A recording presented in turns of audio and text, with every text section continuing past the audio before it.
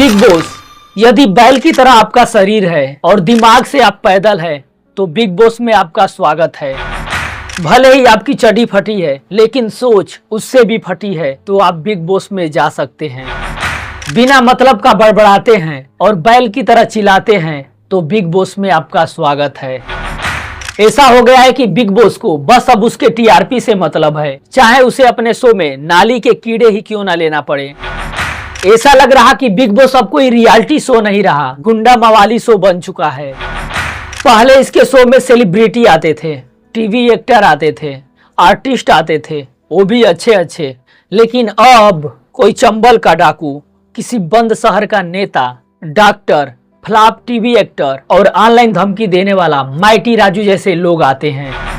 या फिर ऐसा कहो कि बिग बॉस अब ऐसे लोगों को ले रहा है जिनके पिछवाड़े में साल भर खुजली होती है, फिर चाहे वो बड़ा पाव गर्ल हो या रजत दरार हो, या फिर आगे भी बताऊंगा, थोड़ा सब्र तो करो। सच कहूं तो इस सीजन में रजत दरार को छोड़कर बाकी मैं किसी को नहीं जानता। मेरा नाम रजत दलाल है। मेरा नाम रजत दरार है। प्यार से लोग दोगला, हरामी, कमीना, कुत्ता, जूता, चप्पल सब कुछ बोलते हैं। मेरी एज 28 साल है, मैं हरियाणा से हूँ। हाँ, भले ही मैं 28 साल का हूँ लेकिन मेरी हरकतें 28 दिन के बकरी के बच्चे जैसी है, बिना मतलब का उछलते रहना। ये हमेशा बोलता है कि तू इस लोकेशन पर आकर मिल। अरे भाई, मैं क्यों आऊँ तेरे लोकेशन पर? तेरा टैक्सी मैं थोड़ी बुक किया था। पहला दिन सुबह 10:30 बजे।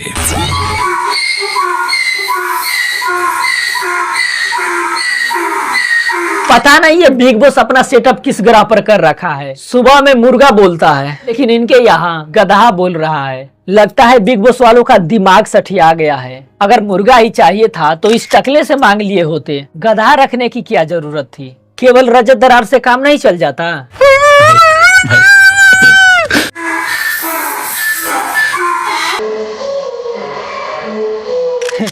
ले भैया, इसको लग रहा कि गधा आसमान में उड़ते हैं। हबे रजत घोचू, नीचे देख, कहीं खूंटे में बंधा होगा।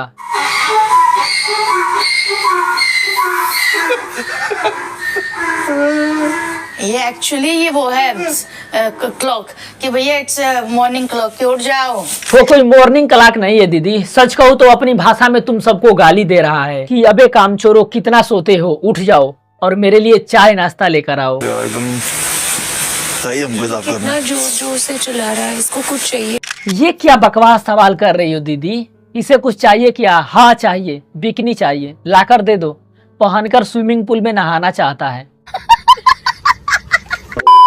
अबे दिमाग से पंचर औरत, 10:30 बज चुके हैं। सुबह से ही वो कुछ नहीं खाया है, भूख लगी होगी इसलिए चिल्ला रहा है। थोड़ा तो कॉमन सेंस लगाओ रे तुम लोग। Women.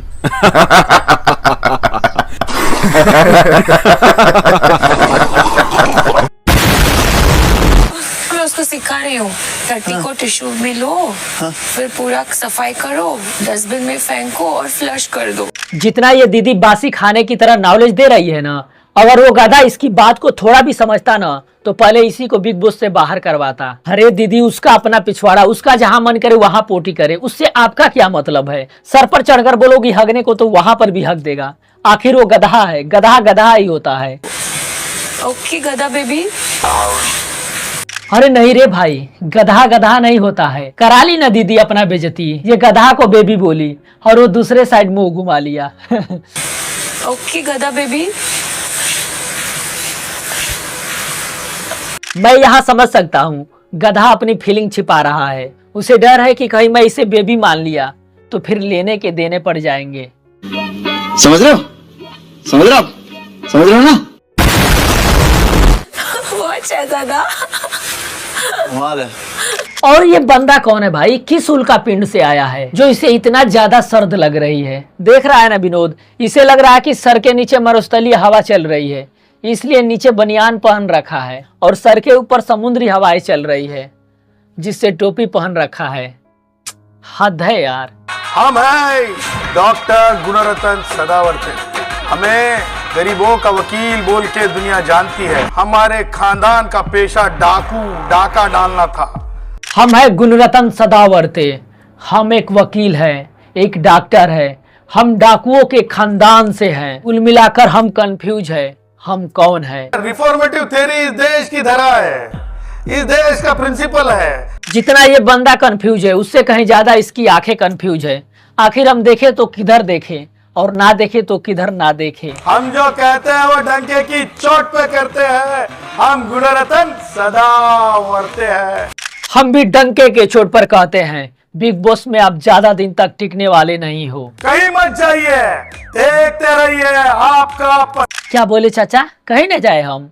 हमारे भैंसिया को चारा आप डालेंगे, अभी गोबर भी फेंकना है, मैं तो जा रहा। वैसे बात तो सही है चाचा, ये ऐसा इंसान है कि बिग बॉस को धमकी दे रहा। बिग बॉस खुद डर रहा कि कहीं मेरे बारे में ये अनाप शनाप न बोल दे सबके सामने। मैन आदमी माइंड वॉश कर रहे हैं। कुत्ते हैं, आप कुत्ते के पास जाओ और आप बोलोगे गुड बॉय क्या करेगा वो? बिंदु भलाएगा। पता नहीं इन सबको बिग बॉस कहां से उठाकर लेकर आया। इनसे अच्छा तो नुक्कड़ के शराबी होते। पीने के बाद क्या ही गालियां देते हैं, मजा ही आ जाता है सुनकर। I mean, पीने के बाद क्या ही अच्छी अच्छी ज्ञान की बातें करते हैं, सुनकर मजा ही आ जाता है। कम से कम इनके जैसा कुत्ता कुत्ती तो नहीं करते। वैसे आपके जानकारी के लिए बता दूं सर कि आदमी कुत्ते नहीं कूटते हैं, वो भी एकदम बारीक चटनी की तरह। आना कभी पुरानी हवेली बरगद के पेड़ के नीचे।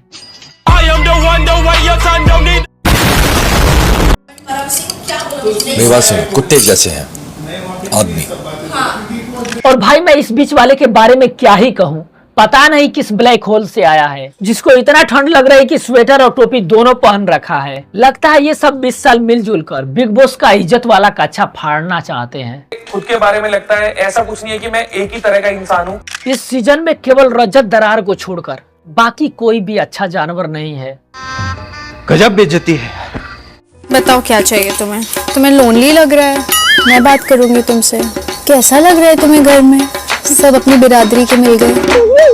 इसी बात का तो उसे दुख है कि सभी उसी के बिरादरी के मिल गए हैं, नहीं तो बेचारा इस सीजन का विनर वो गधा राजी होता। अबे बावली पूछ, वो चुपचाप घास खा रहा तो खाने देना। अगर उसे कहीं गुस्सा आ गया ना तो ऐसी जगह लात मारेगा कि तुम्हारे थोबड़े का चोखा बन जाएगा। देखो तुम भी मुझे अटेंशन नहीं दे रहे हो ना, बिग बॉस के साथ हो ना तुम भी। देखो दीदी, कोई भी अटेंशन तभी देता है जब उसका लेवल सामने वाले के लेवल से मैच करता है। गधे को भी पता है कि तू उससे भी चीप है, तेरा लेवल उससे कभी मैच नहीं करने वाला, इसलिए वो तेरे को भाव नहीं दे रहा। नहीं खाना, तुम तो बहुत इतराऊ हो भाई, थोड़ा आ जाओ यहाँ पर, लेवल पे आ जाते हैं। ससुरा यही बाकी था बस देखना।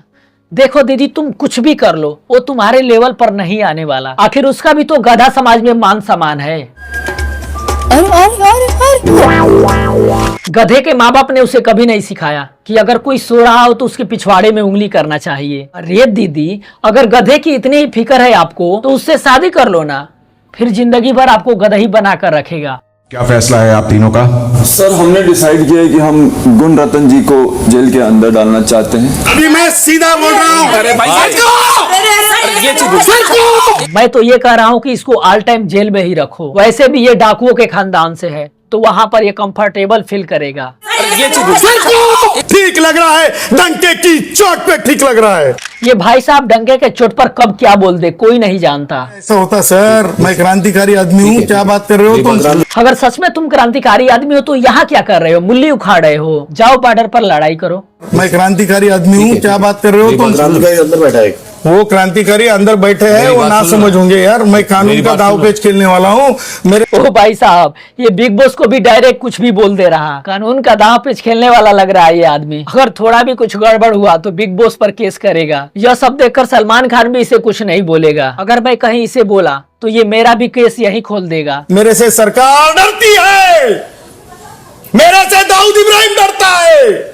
मुझे नहीं पता कि सरकार आपसे डरता है या दाऊद इब्राहिम, लेकिन आपकी ये बातें सुनकर पूरे बिग बॉस वालों में डर का माहौल होगा। वो भी सोच रहे होंगे कि ससुरा ये तो अपने तो जाएगा ही जाएगा, साथ में हम लोगों को भी लेकर जाएगा। लेकिन हमें तकलीफ और हमारा इमेज खराब करने की नाजायज कोशिश करेंगे, उस इन्वॉल्वमेंट से हमारा पक्का रिश्ता हो जाएगा, ये ध्यान में रखना। आज तक बिग बॉस को कोई धमकी नहीं मिली होगी और ये बुढ़वा जिस थाली में खा रहा उसी को छेद करना चाहता है। वैसे जरूरी भी है। लगे रहो चाचा, हम भी आपके साथ है। हम भी डाकुओं के खानदान से हैं। तो कैसी लगी ये वीडियो कमेंट करके जरूर बताइएगा। फिर मिलते हैं आपसे किसी नए वीडियो में, तब तक के लिए बाय बाय, टेक केयर, जय हिंद।